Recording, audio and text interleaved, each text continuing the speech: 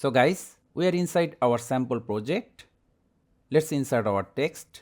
Select the text layer, text, text format. The text, suppose don't give up. Now to add the text animation, select the motion tab. Then here we have three types of animations. In animation brings the text onto the screen.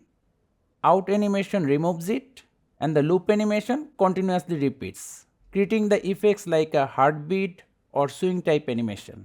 Now to apply the animation, select the animation type, then choose the animation style. Suppose you want to create a typewriting text animation. For that, we need to select the gradient. By default, the text appears from the top to bottom, but if we tap on the gradient again, we get another variation where the animation moves from left to right, creating a typewriting effect. Now adjust the slider to control the speed or the duration of the animation. Let's see what we have so far. Lastly, just tap, hold, drag the text layer to the location from where you want to start your animation. And we are done. So thank you guys for watching. Have a good day.